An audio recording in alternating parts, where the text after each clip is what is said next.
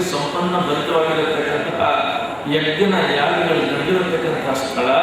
ಆದ್ದರಿಂದ ಇದನ್ನು ನೀವು ಮಾಡಬೇಕು ಅಂತ ಸಾವಿರಾರು ಜನ ಭಕ್ತಾದಿಗಳು ಗುರುಚೇಶ್ವರಲ್ಲಿ ಪ್ರಾರ್ಥನೆ ಮಾಡಿಕೊಂಡಾಗ ಅವರು ಈ ಒಂದು ಸಂಕಲ್ಪವನ್ನು ಮಹಾಸಂಕಲ್ಪವನ್ನು ಕೈಗೊಂಡು ಇವತ್ತರಿಂದ ಜೂನ್ 5ನೇ ತಾರೀಕಿನಿಂದ ಪ್ರಾರಂಭವಾಗಿ 45 ದಿನಗಳ ಕಾಲ ಅಖಂಡವಾಗಿ ಈ ಕಾರ್ಯಕ್ರಮ ಪ್ರತಿನಿತ್ಯ ಹೋಮ ಅಡಿಗೆ ಕಾರ್ಯಕ್ರಮ ನಡೆಯಬೇಕು.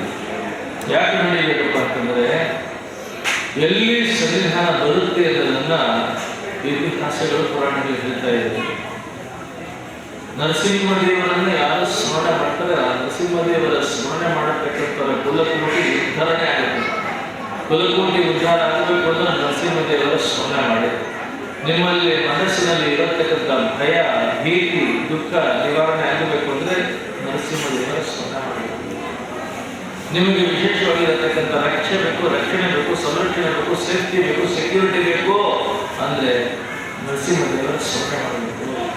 ನಿಮಗೆ ಬಂದಿರತಕ್ಕಂಥ ಎಲ್ಲ ಅಡ್ಡಿ ಆತಂಕಗಳ ನಿವಾರಣೆ ಆಗಬೇಕು, ಅಡೆತಡೆಗಳ ನಿವಾರಣೆ ಆಗಬೇಕು, ಕುಂದು ಕೊರತೆಗಳನ್ನು ನೀಗಬೇಕು, ಸಮೃದ್ಧಿ ಬರಬೇಕು, ಸಂತೃಪ್ತಿ ಬರಬೇಕು, ಬರುವಾಗ ಪರಮಾತ್ಮನ ಅನುಗ್ರಹ ಆಗಬೇಕು ಅಂತಂದ್ರೆ ನರಸಿಂಹದೇವರ ಸ್ಮರಣೆ ಮಾಡಬೇಕು. ನರಸಿಂಹದೇವರಿಗೆ ಏನು ವೈಶಿಷ್ಟ್ಯ ಅಂತಂದ್ರೆ ನೀನು ಭಕ್ತ ಆಗಿದ್ರು ಸಾಕು, ನೀನು ಯಾರೇ ಆಗಿರೋ ನಿನಗೆ ಪರಮ ಅನುಗ್ರಹ ಮಾಡ್ತೀನಿ ಅಂತ ಬಂದಿರತಕ್ಕಂಥ ಪರಮಾತ್ಮ ನರಸಿಂಹ. ನರಸಿಂಹ ಯಾರಿಗೆ ಒಳ್ಳೆಯದ ಅಂದ್ರೆ ದೇವತೆಗಳಿಗೆ ಒಳ್ಳೆಯದನ್ನ, ಋಷಿಗಳಿಗೆ ಒಳ್ಳೆಯದನ್ನ, ಮುನಿಗಳಿಗೆ ಒಳ್ಳೆಯದನ್ನ, ದೊಡ್ಡ ಭಕ್ತರಿಗೆ ಒಳ್ಳೆಯದನ್ನ ಅಂದ್ರೆ ರಾಕ್ಷಸನಾಗಿರತಕ್ಕಂಥ ಪ್ರಹ್ಲಾದ, ಪುಟ್ಟ ಮಗುವಾಗಿರತಕ್ಕಂಥ ಪ್ರಹ್ಲಾದ, ಅವನೇನು ದೊಡ್ಡ ವಿದ್ವಾಂಸನ, ವೈದುಷ್ಯನ, ಪಾಂಡಿತ್ಯನ, ಪಟುತ್ವನ, ಪ್ರಭುತ್ವನ ಹೋಗಲಿ. ಆ ಪ್ರಹ್ಲಾದ ಏನಾದರೂ ಕೋಟ್ಯಾಂತರ ವರ್ಷಗಳು ಒಂಟಿಕಾಲದಲ್ಲಿ ತಪಸ್ಸು ಮಾಡಿದಾನ, ಅಖಂಡವಾಗಿರತಕ್ಕಂಥ ಶಾಸ್ತ್ರಗಳ ಅಧ್ಯಯನ ಮಾಡಿದಾನ, ಏನು ಗುರುಕುಲವ, ಋಷಿ ಮುನಿಗಳ ಜೊತೆ ಏನಿಲ್ಲ, ರಾಕ್ಷಸನ ಮಗ. ಮತ್ತೆ ಅವನನ್ನು ಹೀಗೆ ಕ್ವಾಲಿಫೈ ಆದ. ನರಸಿಂಹ ಕೋಟಿ ಕೋಟಿ ಜನರಲ್ಲಿ ರಾಕ್ಷಸ ಪುತ್ರರನ್ನು ಯಾಕೆ ಸೆಲೆಕ್ಟ್ ಮಾಡ್ಕೊಂಡ? ಯಾಕೆ ಸೆಲೆಕ್ಟ್ ಮಾಡ್ಕೊಂಡ ಅಂದ್ರೆ ಪುಟ್ಟ ಮಗು ಆಗಿರ್ಬೋದು, ರಾಕ್ಷಸ ಆಗಿರ್ಬೋದು, ಯಾವುದೇ ಜಾತಿ ಜನಾಂಗ ಒಳಗಡೆಯಿಂದ, ಹೃದಯದಿಂದ, ಭಾವನೆಗಳಿಂದ, ನರನಾಡಿಗಳಿಂದ, ಗಮನಿಗಳಿಂದ ದೇವರ ಸ್ಮರಣೆ ಮಾಡಬೇಕು ಅನ್ನತಕ್ಕಂಥ ತಿಳುವಳಿಕೆ ಬಂದು ಬರೀ ಜ್ಞಾನ ಇದ್ದು ಸಾಗೋದಿಲ್ಲ. mere acquisition of the knowledge is not sufficient. ಅವಮಾನಗಳು ಆಯಿತು. ಮುಂದೆ ಪ್ರಹ್ಲಾದ ರಾಜರು ಆಗ್ತಾರೆ, ಪ್ರಹ್ಲಾದ ರಾಜ ಆಗ್ತಾನೆ. ರಾಜ ಆದ್ಮೇಲೆ ಬೇಕಾದಷ್ಟು ನಗಾರಿ, ನೌಬತ್ತು, ಅಧಿಕಾರ, ಅಂತಸ್ತು, ಅಲಂಕಾರ ಎಲ್ಲ ಇತ್ತು. ಎಲ್ಲ ಇದ್ದು ಪ್ರಹ್ಲಾದ ರಾಜ ಆಗಿ ಏನು ಮಾಡ್ತಾ ಇದ್ದ? ಮಗು ಆಗಿದ್ದಾಗ ಗೊತ್ತದೆ. ರಾಜ ಆಗಿದ್ದಾಗ ಏನು ಮಾಡ್ತಾ ಇದ್ದ ಅಂದ್ರೆ ಪ್ರತಿನಿತ್ಯ ಬೆಳಗ್ಗೆ ನದಿನಲ್ಲಿ ಶುದ್ಧ ಸ್ನಾನ ಮಾಡಿಕೊಂಡು ಬಂದು ಅವನು ಬೆಳಗಿನ ಸತ್ಕರ್ಮ ಅನುಷ್ಠಾನಗಳನ್ನು, ಸದಾಚಾರಗಳನ್ನು ಸಂಸ್ಕಾರ ಸಂಪನ್ನವಾಗಿ ಮಾಡಿ ನಂತರದಲ್ಲಿ ಯಜ್ಞದ ಮುಹೂರ್ತದಲ್ಲಿ ಬಂದು ಕೂತ್ಕೊಂಡು ಅಧ್ವರ್ಯಗಳಿಂದ, ಯಾಜ್ಞಿಕರಿಂದ, ಋತ್ವಿಕರಿಂದ, ವೈದಿಕರಿಂದ, ಪುರೋಹಿತರಿಂದ ಅಭೂತಪೂರ್ವವಾಗಿರತಕ್ಕಂಥ ಯಜ್ಞ ಮಾಡಿ ಯಜ್ಞದಲ್ಲಿ ಕಣ್ಣಿಗೆ ಕಾಣತಕ್ಕಂಥ ದೈವ, ಎದ್ದು ಬರತಕ್ಕಂಥ ದೈವ, ಜಜ್ವಲ್ಯಮಾನವಾಗಿರುವ ದೈವ, ಪ್ರಜ್ವಲಿಸತಕ್ಕಂಥ ದೈವ, ಫೀಲ್ ಮಾಡತಕ್ಕಂಥ ದೈವ, ನೋಡಬಹುದಾಗಿರತಕ್ಕಂಥ ದೈವ, the visible God and the moving God and the feeling God and the God who can be experienced. ಮನಸ್ಸಿನೊಳಗೆ ಭಕ್ತಿ ಇದೆ, ನಿನ್ನ ಮನಸ್ಸಿನಲ್ಲಿ ಹಂಬಲ ಇದೆ, ನಿನ್ನ ಮನಸ್ಸಿನಲ್ಲಿ ತವಕ ಇದೆ, ನಿನ್ನ ಮನಸ್ಸಿನಲ್ಲಿ ಭಾವನೆ ಇದೆ, ನಿನ್ನ ಮನಸ್ಸಿನಲ್ಲಿ ತಹತಹ ಇದೆ, ಏನೋ ಬೇಕು ಅನ್ನೋ ಪ್ರಾರ್ಥನೆ ಇದೆ, ಅಪ್ಪ ಕಷ್ಟ ನಿಲ್ಲಿಸೋ ಸ್ವಾಮಿ ಅಂತ ಆರ್ಥ ಮರತ ಇದೆ. ಇದನ್ನ ಸರಿಯಾಗಿ ಪ್ರೆಸೆಂಟ್ ಮಾಡೋದು, ಸರಿಯಾಗಿ ಪ್ರೊಜೆಕ್ಟ್ ಮಾಡೋದು, ಸರಿಯಾದ ಕೈಗೆ ಡೆಲಿವರಿ ಮಾಡೋದು. ನಮಗೆ ಗೊತ್ತಿಲ್ಲದೆ ಅನೇಕ ಪಾಪಗಳನ್ನ ಮಾಡಿರ್ತೀವಿ. ಇದು ಹಿಂದಿನ ಕಾಲದಲ್ಲಿ ದ್ವಾಪರದಲ್ಲಿ, ಕೃತಿಯುಗದಲ್ಲಿ, ಸತ್ಯಯುಗದಲ್ಲಿ ಗೊತ್ತಿಲ್ಲದೆ ತಪ್ಪು ಮಾಡ್ತಾ ಇದ್ರು, ಗೊತ್ತಿಲ್ಲದೆ ಪಾಪ ಮಾಡ್ತಾ ಇದ್ರು. ಕಲಿಯುಗದ ಸ್ಪೆಷಾಲಿಟಿ ಅಂದ್ರೆ ಗೊತ್ತಿದ್ದು ಪಾಪ ಮಾಡ್ತಿದ್ರು. And deliberately, knowingly, every day in ಅಂತ ನಮ್ಮನ್ನ ಲೈಟ್ ಆಗಿ ಅದು ಕಂಪ್ರೆಸ್ ಮಾಡ್ಕೊಂಡಿರುತ್ತೆ. ಈ ಪಾಪಕ್ಕೆ ಅದನ್ನು ಪವಿತ್ರ ಮಾಡ್ತಾನೆ, ಪುಣ್ಯತಮ ಮಾಡ್ತಾನೆ. ಅದನ್ನ ಪರಮಾತ್ಮನಿಗೆ ಸಮರ್ಪಣೆ ಮಾಡಿದ್ರೆ ಪರಮಾತ್ಮ ಸ್ವೀಕಾರ ಮಾಡತಕ್ಕಷ್ಟು ಮಟ್ಟಿಗೆ ಪವಿತ್ರ ಮಾಡಿರ್ತಾನೆ. ಹಾಗಾಗಿ ಯಾಕೆ ಹವನ, ಯಾಕೆ ಹೋಮ, ಯಾಕೆ ಯಜ್ಞ, ಯಾಕೆ ಯಾಗ ಅಂತಂದ್ರೆ ನಾವು ಮಾಡಿರತಕ್ಕಂಥ ಈ ಪಾಪದ ಬೆಟ್ಟ, ಪಾಪದ ಪಟ್ಟರು, ಪಾಪದ ಪರ್ವತಗಳು, ಪಾಪದ ಹೊಳೆ ಇದೆಲ್ಲ ಪೂರ್ತಿ ಹೋಗಿ ನಾವು ಶುದ್ಧ ಅಂತಃಕರಣರಾಗಿ, ಶುದ್ಧ ಮನಸ್ಕರಾಗಿ, ಶುದ್ಧ ಬುದ್ಧಿ ಇಟ್ಟುಕೊಂಡು ಒಳ್ಳೆ ಭಾವನೆಯಿಂದ ಪರಮಾತ್ಮನನ್ನ ಪ್ರಾರ್ಥನೆ ಮಾಡೋದಕ್ಕೆ ಬೇಕಾಗಿರತಕ್ಕಂಥ ಭೂಮಿಕೆ ಅಂತಂದ್ರೆ ನೆಗೆಟಿವಿಟಿ ಹೋಗಬೇಕು. ಈ ರಹಸ್ಯ ಗೊತ್ತಿದ್ದು ಅದಕ್ಕೆ ಪ್ರಹ್ಲಾದ ಸಾಕ್ಷಾತ್ ನರಸಿಂಹದೇವರು ವಿಶೇಷವಾಗಿರತಕ್ಕಂಥ ದರ್ಶನ, ಸ್ಪರ್ಶನ, ಅನುಗ್ರಹ ಇಷ್ಟೆಲ್ಲ ಆಗಿ ಪ್ರಹ್ಲಾದ ರಾಜರಾಗಿ, ಮುಂದೆ ಪ್ರಹ್ಲಾದ ರಾಜರಾಗಿ ನೀವು ರಾಘವೇಂದ್ರ ಸ್ವಾಮಿಗಳ ದೇವಸ್ಥಾನಕ್ಕೆ ಬಂದರೆ ಬೃಂದಾವನ ನೋಡ್ತೀರಾ. ಬೃಂದಾವನದ ಮುಂದೆ ಒಂದು ರಾಘವೇಂದ್ರ ಸ್ವಾಮಿಗಳು ಒಂದು ಚಿಕ್ಕದೊಂದು ಮೂರ್ತಿ ವಿಗ್ರಹ ಕಾಣುತ್ತೆ, ಬೆಳ್ಳಿ ಮೂರ್ತಿ ಇಟ್ಟಿರ್ತಾರೆ. ರಾಯರನ್ನೆಲ್ಲ ಪ್ರಹ್ಲಾದ ರಾಜರು ಅಂತಂತಾರೆ. ಯಾವ ಪ್ರಹ್ಲಾದರೋ ಅದೇ ಪ್ರಹ್ಲಾದ ರಾಜರೇ ರಾಘವೇಂದ್ರ ಸ್ವಾಮಿಗಳಾಗಿ ಬಂದಿದ್ದು. ಪ್ರಹ್ಲಾದ ರಾಜರು ಯಜ್ಞ ಯಾಗಗಳನ್ನು ಮಾಡ್ತಾ ಇದ್ದಂಥವರು. ಯಜ್ಞ ಯಾಗಗಳನ್ನು ಎಷ್ಟು ಮಾಡಿದ್ರು ಅಂತಂದ್ರೆ ಪ್ರಹ್ಲಾದ ಸಜ್ಜನರು ಮಾಡಿದಂಥ ಸಮಸ್ತ ಪಾಪಗಳು ಸುಟ್ಟು ಭಸ್ಮ ಆಗುವಷ್ಟು ಮಟ್ಟಿಗೆ ಯಜ್ಞ ಯಾಗಗಳ ಭಸ್ಮವನ್ನ ಪ್ರಹ್ಲಾದ ಮಾಡಿದ್ರು. ಯುಗಗಳ ಕಾಲ ಭಸ್ಮ ಹಾಗೆ ಉಳ್ಕೊಂಡಿದ್ದು. ಈಗ 350 ವರ್ಷದ ಹಿಂದೆ ಏನಾಯಿತು, ರಾಘವೇಂದ್ರ ಸ್ವಾಮಿಗಳವರು ಜೀವಂತವಾಗಿ ಸಜೀವವಾಗಿ ಎಲ್ಲ ಕಡೆ ಓಡಾಡಿಕೊಂಡು ಬಂದರು. ಆಂಧ್ರದಲ್ಲಿ ಆಗಮನೆಗೆ ಬಂದರು. ಆಗಮನೆಯಲ್ಲಿ ಜನ ಕಾಯ್ತಾ ಇದ್ದ ಯಾವುದೋ ಒಬ್ಬ ಊರಿನ ಜನ ಎಲ್ಲ ಬಂದು ಆ ಸ್ವಾಮಿಗಳ ಕಾಲಿದ್ದು ಅನುಗ್ರಹ ಮಾಡಿ ಸ್ವಾಮಿ ಅಂತಂದ್ರು. ಸ್ವಾಮಿಗಳು ಯಾರೇ ನೆನೆ ಕೇಳಿದ್ರು ಎಲ್ಲರೂ ಅನುಗ್ರಹ ಮಾಡಿದ್ರು. ಈ ದನ ಕಾಯ ವೆಂಕಣ್ಣ ಬಂದ, ಕಾಲಿಗೆ ಬಿದ್ದ, ಸ್ವಾಮಿ ಅನುಗ್ರಹ ಮಾಡಿ ಸ್ವಾಮಿ, ಏನು ಬೇಕು ನನಗೆ, ನನಗೇನು ಬೇಕು ಅಂತ ನನಗೇನು ಗೊತ್ತು ಸ್ವಾಮಿ, ನನಗೇನು ಬೇಕು ಅಂತ ನನಗೇನು ಗೊತ್ತು. ದಿವಾನ ವೆಂಕಣ್ಣ ಒಂದು ವಿಚಾರವನ್ನು ನಮಗೆ ತೋರಿಸ್ತಾ, ಏನು ಅಂದರೆ ನಮಗೇನು ಬೇಕು ಅಂತ ನಮಗೇನು ಗೊತ್ತು. ಒಂದು ಮಗುನ ದೇವ್ರ ಮುಂದೆ ದೇವಸ್ಥಾನ ಕಳಿಸಿ ಕೇಳಿದ್ರು ಅಂದರೆ ನನಗೊಂದು ರಬ್ಬರ್ ಕೊಡಿಸ್ಬಿಡು, ಒಂದು ಪೆನ್ಸಿಲ್ ಕೊಡಿಸ್ಬಿಡು, ಮೆಂಡಲ್ ಕೊಡಿಸ್ಬಿಡು. ಇದು ultimate prayer of A child. ಹಾಗೆ ಇನ್ನು ಸ್ವಲ್ಪ ಸ್ಟೂಡೆಂಟ್ ಆಗ ಏನು ಬೇಕು ಅಂದರೆ ಒಂದು ಕ್ರಿಕೆಟ್ ಬ್ಯಾಟ್ ಸ್ಯಾಂಕ್ಷನ್ ಮಾಡಿದ್ರು. ಅವನು ಅಲ್ಟಿಮೇಟ್. ಪ್ರಹ್ಲಾದ ರಾಜರು ಯಜ್ಞ ಯಾಗಗಳನ್ನು ಮಾಡಿ ಚಿತ್ರವಾಗಿರತಕ್ಕಂತಹ ಯಜ್ಞ ಯಾಗಗಳನ್ನು ಮಾಡಿದ್ರು. ಮುಂದೆ ಅದೇ ಪ್ರಹ್ಲಾದ ರಾಜರು ಮಹಾಭಾರತ ಯುದ್ಧ ಕಾಲದಲ್ಲಿ ಬಾಗ್ಲಿಕ ರಾಜರಾಗಿ ಹುಟ್ಟಿದ್ರು. ವಿಜಯನಗರ ಸಾಮ್ರಾಜ್ಯದ ರಾಜ ಗುರುಗಳಾಗಿ, ಕೃಷ್ಣದೇವರಾಯನ ಗುರುಗಳಾಗಿ ವ್ಯಾಸರಾಜರು ಅನ್ನತಕ್ಕಂಥ ಹೆಸರಿನಿಂದ ಬಂದರು. ಅದ್ಭುತವಾಗಿರುತ್ತೆ. 732 ಹನುಮಂತ ದೇವರ ದೇವಸ್ಥಾನಗಳನ್ನು ಭಾರತದಾದ್ಯಂತ ಪ್ರತಿಷ್ಠಾಪನೆ ಮಾಡಿದರು. ಈ 350 ವರ್ಷದಿಂದ ರಾಘವೇಂದ್ರ ಸ್ವಾಮಿಗಳಾಗಿ ಬಂದರು. ಮಹಿಮೆಯನ್ನು ಎಲ್ಲ ಕಡೆ ಕೊಡಿದರು. ಆದುವನಿಗೆ ಬಂದರು. ಆ ದಿವಾನ ವೆಂಕಣ್ಣ ಕಾಲಿಗೆ ಬಿದ್ದ. ಏನು ಬೇಕು ನನಗೆ ಸ್ವಾಮಿ ಅನುಗ್ರಹ, ಅನುಗ್ರಹ ಏನು ಬೇಕು, ನನಗೇನು ಬೇಕು ಅಂತ ನನಗೇನು ಬೇಕು ಸ್ವಾಮಿಗೆ. ಅಷ್ಟು ವಿವೇಕವಾಗಿತ್ತು. ಕಳಿಸಿರತಕ್ಕಂಥ ಸೈನ್ಯ ಯುದ್ಧದಲ್ಲಿ ಗೆದ್ದಿದೆ ಅಂತ ಇನ್ನೊಂದು ಆಗೋನೆ ನವಾಬನಿಗೆ ಪುತ್ರ ಸಂತಾನಾಗಿದೆ.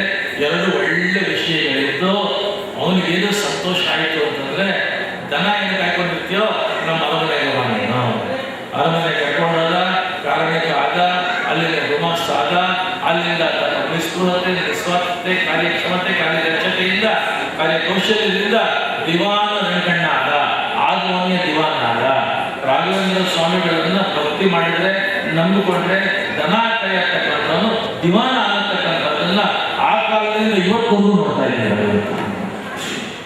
ಅಷ್ಟು ಅನುಗ್ರಹ ಶಕ್ತಿ ಇರತಕ್ಕಂಥವರು ರಾಘವೇಂದ್ರ ಸ್ವಾಮಿಗಳವರು. ಆ ದಿವಾನ ವೆಂಕಣ್ಣನ ರಾಘವೇಂದ್ರ ಸ್ವಾಮಿಗಳವರು ಕರೀತಾರೆ. ಅವರು ಹೇಳ್ತಾರೆ, ಅಪ್ಪ ನಾವು ಜೀವಂತವಾಗಿ ಬೃಂದಾವನದಲ್ಲಿ ಕೂತ್ಕೋಬೇಕು. ಕೂತ್ಕೊಂಡು ಬೃಂದಾವನದ ಒಳಗೆ ಜಪ ತಪ ಅನುಷ್ಠಾನ ಮತ್ತೆ ತಪಸ್ಸು ಮಾಡ್ತಾ ಆ ತಪಸ್ಸಿನ ಪೂರ್ಣ ಫಲವನ್ನ ಯಾರು ಶ್ರದ್ಧೆಯಿಂದ ಭಕ್ತಿಯಿಂದ ಬಂದು ಪ್ರಾರ್ಥನೆ ಮಾಡ್ಕೊಳ್ತಾರೆ, ಯಾರು ಸಾತ್ವಿಕರಾಗಿ ಸಜ್ಜನರಾಗಿ ಭಕ್ತರಾಗಿ ಭಕ್ತ ಬುದ್ಧಿಯಿಂದ ಆತ್ಮರಾಗಿ ಬಂದು ಪ್ರಾರ್ಥನೆ ಮಾಡ್ಕೊಳ್ತಾರೆ, ಅವರ ಕೇಳಿರತಕ್ಕಂಥ ಎಲ್ಲರೂ ಇಷ್ಟಾರ್ಥಗಳನ್ನು ಈಡೇರಿಸತಕ್ಕಂಥ ಆ ಒಂದು ಕೆಲಸವನ್ನು ನಾನು ಮಾಡಿಕೊಂಡಿದ್ದೇನೆ. ಈ ಪುಣ್ಯ ಏನು, ಈ ನನ್ನ ತಪಸ್ಸಿನಿಂದ ಏನು ಪುಣ್ಯ ಪರ್ವತವನ್ನು ಗಳಿಸಿದ್ದೇನೆ, ಈ ಪುಣ್ಯವನ್ನೆಲ್ಲ ನನ್ನಲ್ಲಿ ಭಕ್ತಿ ಮಾಡೋ ಭಕ್ತರಿಗೆ ಧಾರೆ ಹೇಳ್ತಾ ಇದ್ದೀನಿ. ಬೃಂದಾವನದಲ್ಲಿ ಕೂತ್ಕೋಬೇಕು ಅಂತಂದಾಗ ಅವನು ಹೇಳ್ತಾನೆ, ಆಯಿತು ನಾನು ಒಳ್ಳೆ ಜಾಗ ನೋಡ್ತೀನಿ, ಫಲವತ್ತಾಗಿರತಕ್ಕಂಥ ಜಾಗ, ಹರಿದ್ವರ್ಣದ ಕಾಡುಗಳಿರತಕ್ಕಂಥ ಒಳ್ಳೆ ಗ್ರೀನ್ ಇರತಕ್ಕಂಥ, ತಂಪಾಗಿರತಕ್ಕಂತಹ ಮರಗಳ ಸಮೂಹ ಇರತಕ್ಕಂತಹ, ವೃಕ್ಷ ರಾಜಿ ಇರತಕ್ಕಂತಹ, ಸದಾ ಹಸುರಿನಿಂದ, ಮಣ್ಣಿನಿಂದ, ಊರಿಂದ, ಒಳ್ಳೆ ಸುಗಂಧದಿಂದ, ಪರಿಮಳದಿಂದ ಕೂಡಿರತಕ್ಕಂತಹ ಒಳ್ಳೆ ಫರ್ಟೈಲ್ ಲ್ಯಾಂಡ್ ತೋರಿಸ್ತಿದ್ದೇನೆ. ಅವರಂದರು ಅದು ಯಾವುದು ಬೇಡ, ನಾನೊಂದು ಜಾಗ ತೋರಿಸ್ತೀನಿ, ಅಲ್ಲಿ ಕರ್ಕೊಂಡ್ಬಂದು ಎಲ್ಲಿ ತೋರಿಸಿದ್ರು? ಈಗ ಮಂತ್ರಾಲಯದಲ್ಲಿ ರಾಘವೇಂದ್ರ ಸ್ವಾಮಿಗಳ ಬೃಂದಾವನ ಎಲ್ಲಿದೆ ಆ ಜಾಗ ತೋರಿಸಿ ಇಲ್ಲಿ ಬೃಂದಾವನ ಬಂದರು. ಅವನು ಹೇಳಿದ, ಬರೀ ಬೆಟ್ಟ ಗುಡ್ಡ ಕಾಡು ಕಪ್ಪು ಕಲ್ಲು ಬಂಡೆ ಬಿಸಿಲು ಬೇಗೆ ಬೆಂಕಿ, ವರ್ಷಕ್ಕೆ 4 ತಿಂಗಳು ಬೇಸಿಗೆ, ಇಲ್ಲ ಸನ್ನಿಧಾನ ಬರಬೇಕು ಅಂದ್ರೆ, ಸಾನ್ನಿಧ್ಯ ಫಲವಾಗಬೇಕು ಅಂತಂದ್ರೆ ಇದೇ ಜಾಗ. ಯಾತಕ್ಕೆ ಅಂದ್ರೆ ಈ ಜಾಗದಲ್ಲೇ ಪ್ರಹ್ಲಾದ ರಾಜರು ಪ್ರತಿನಿತ್ಯ ಯಜ್ಞ ಯಾಗ ಹವನ ಹೋಮಗಳನ್ನು ಮಾಡಿ ಪರಮಾತ್ಮನಿಗೆ ಭಕ್ತಿ ಸಮರ್ಪಣೆ ಮಾಡಿಕೊಂಡಿರತಕ್ಕಂಥ ಜಾಗ. ಇದೇ ಜಾಗದಲ್ಲಿ ಪ್ರತಿನಿತ್ಯ ಪೂರ್ಣಾಹುತಿ ಆದ ತಕ್ಷಣ ದೇವಾನುದೇವತೆಗಳೆಲ್ಲ ಬಂದು ಪರಮಾತ್ಮ ಅಲ್ಲಿಗೆ ಬಂದು ಪರಮಾನುಗ್ರಹವನ್ನು ಮಾಡಿ ಪ್ರಹ್ಲಾದ ರಾಜರಿಗೆ ದರ್ಶನವನ್ನು, ಅನುಗ್ರಹದ ಅಕ್ಷಯ ರಕ್ಷೆಯನ್ನು ಕೊಟ್ಟು ಆನಂದ ಕೊಟ್ಟಿರ್ತಕ್ಕಂಥ ಜಾಗ. ಸಮಸ್ತ ದೇವಾನುದೇವತೆಗಳು ಪ್ರತ್ಯಕ್ಷ ಆಗಿರತಕ್ಕಂಥ ಜಾಗ. ಜಪ ತಪ ಯಜ್ಞ ಯಾಗಗಳು ನಡೆದಿರತಕ್ಕಂಥ ಜಾಗ. ಪ್ರತಿನಿತ್ಯ ಪ್ರಹ್ಲಾದ ರಾಜರಿಗೆ ಎಲ್ಲ ದೇವತೆಗಳು ದರ್ಶನ ಆಗಿರತಕ್ಕಂಥ ಜಾಗ. ಪ್ರಹ್ಲಾದ ರಾಜರ ಹೃದಯದಲ್ಲಿ, ಮನಸ್ಸಿನಲ್ಲಿ, ಬುದ್ಧಿಯಲ್ಲಿ, ಭಾವದಲ್ಲಿ, ಒಳಗಡೆ ನರಗಳಲ್ಲಿ, ನಾಡಿಗಳಲ್ಲಿ ಎಲ್ಲೆಲ್ಲೂ ತುಂಬಿಕೊಂಡಿರತಕ್ಕಂಥ ನರಸಿಂಹ ದೇವರ ನಿತ್ಯ ಸನ್ನಿಧಾನ ಇರತಕ್ಕಂಥ ಜಾಗ. ಯಾಕೆ ಅಂದ್ರೆ ಅಲ್ಲಿ ಯಜ್ಞ ಯಾಗಗಳನ್ನು ಮಾಡಿದ್ರು, ಅದಕ್ಕೆ ದೇವರ ಸನ್ನಿಧಾನ. ಆ ಸನ್ನಿಧಾನದಲ್ಲಿ ನಾವು ಕೂತ್ಕೊಂಡ್ರೆ ಬೃಂದಾವನ ಪ್ರತಿಷ್ಠಾಪನೆ ಆಯಿತು ಅಂದರೆ ಅಷ್ಟು ಜನ ದೇವತೆಗಳ ಸಮಗ್ರವಾಗಿರತಕ್ಕಂತಹ ಪರಮಾನುಗ್ರಹ, ನಿತ್ಯ ಸನ್ನಿಧಾನ, ದಿವ್ಯ ಸನ್ನಿಧಾನ ಅಲ್ಲಿಗೆ ಬರುತ್ತೆ.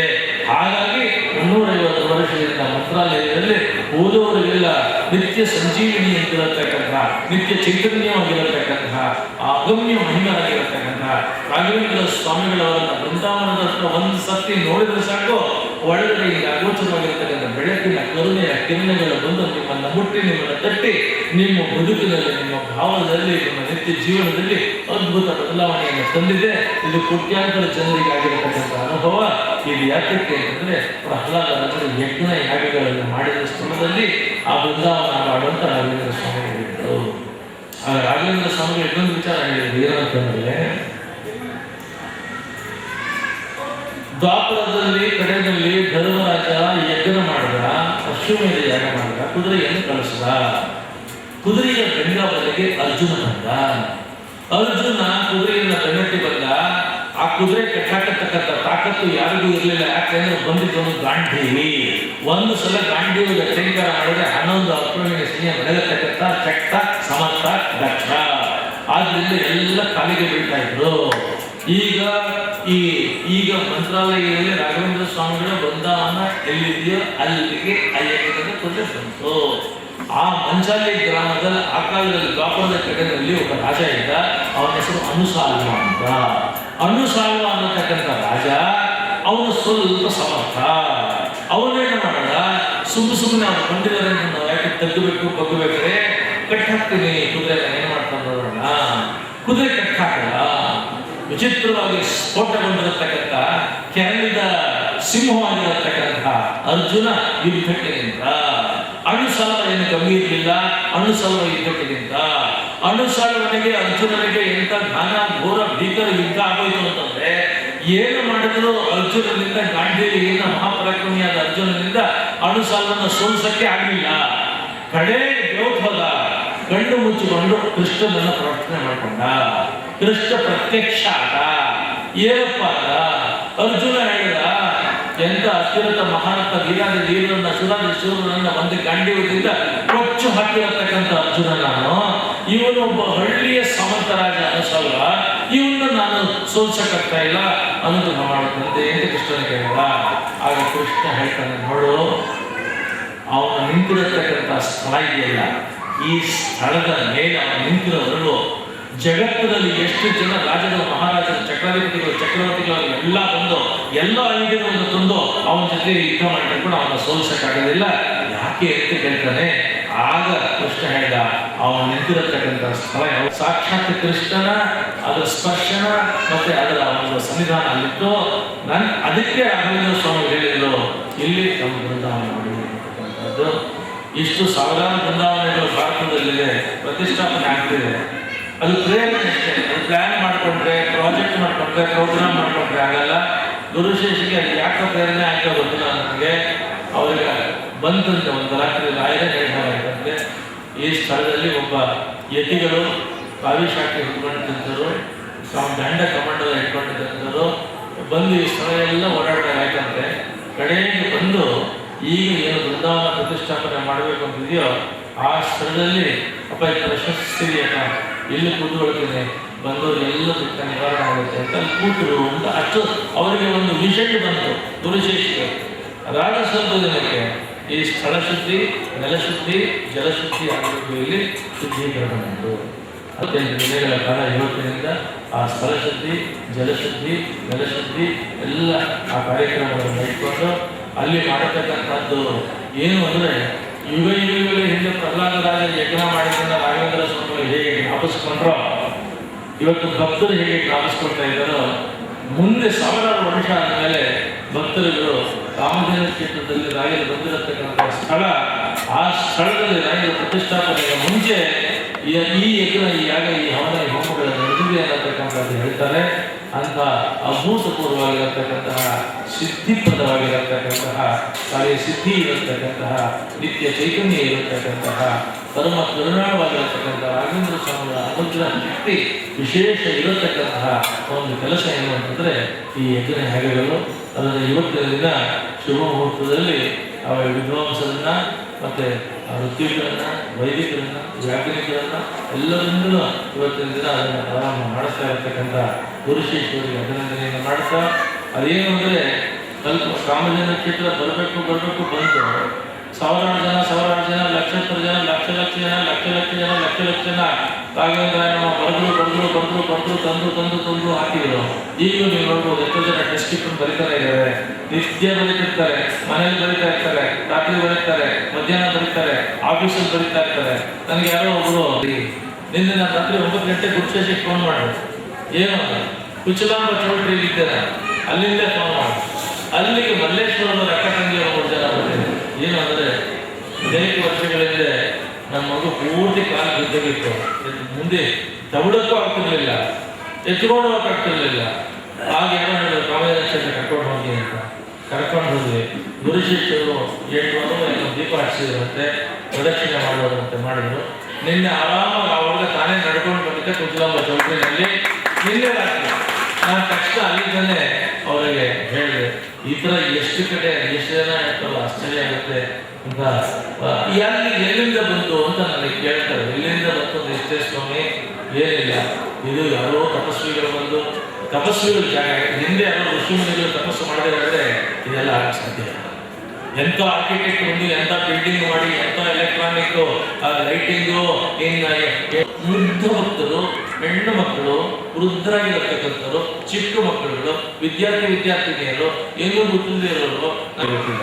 ಆ ರೂಮ್ ತುಂಬಾ ದೊಡ್ಡ ಸಿಮೆಂಟ್ ಮೂಟೆಗಳಲ್ಲಿ ಆ ಗ್ರಂಥ ಲೇಖನ ಯಜ್ಞದ ಪುಸ್ತಕಗಳನ್ನ ತುಂಬಿ ಇಟ್ಟಿದ್ರು.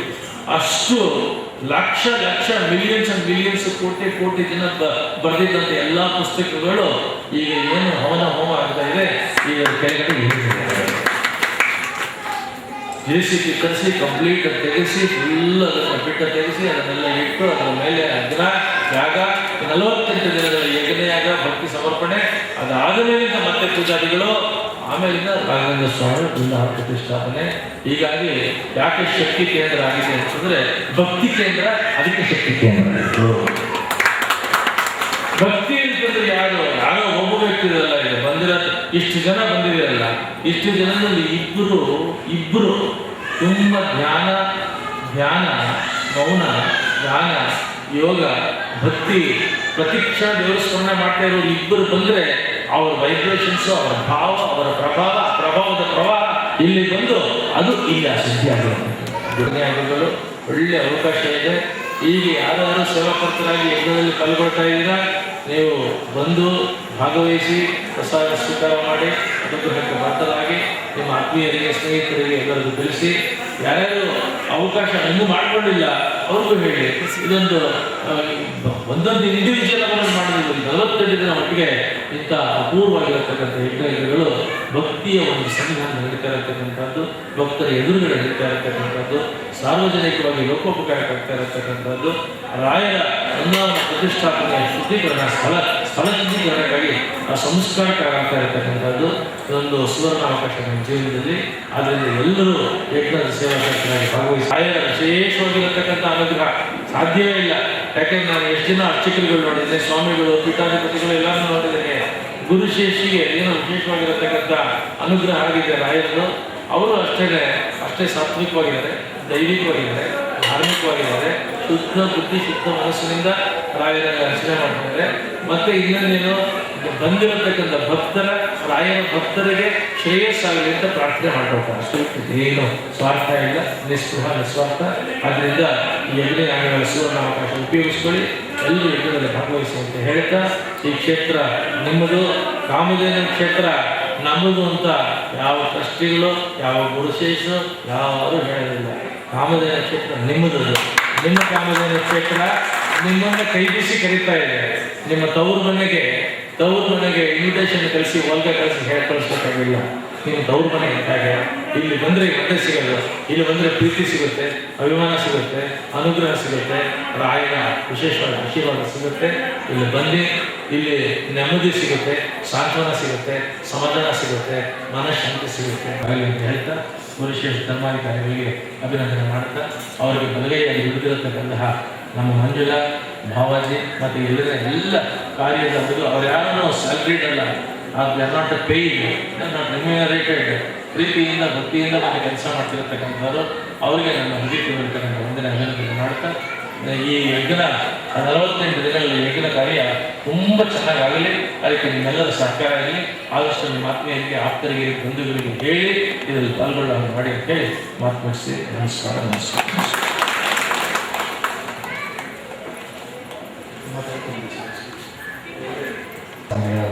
ಇನ್ನೂ ಹೆಚ್ಚಿನಾಗಿ ಆರೋಗ್ಯ ಭಾಗ್ಯವನ್ನು, ಶಕ್ತಿಯನ್ನು ಕೊಡಿ. ಮತ್ತು ನಾವೆಲ್ಲ ಇದೇ ರೀತಿಯ ಮಾರ್ಗದರ್ಶಕರಾಗಿ, ಪೂಜಕರಾಗಿ ನಮಗೆ ಸದಾ ಆಶೀರ್ವಾದವನ್ನು ಮಾಡ್ತಾ ಇದ್ದೀನಿ ಅಂತ ಹೇಳಿ ಎಲ್ಲರ ಪರವಾಗಿ ನಾವು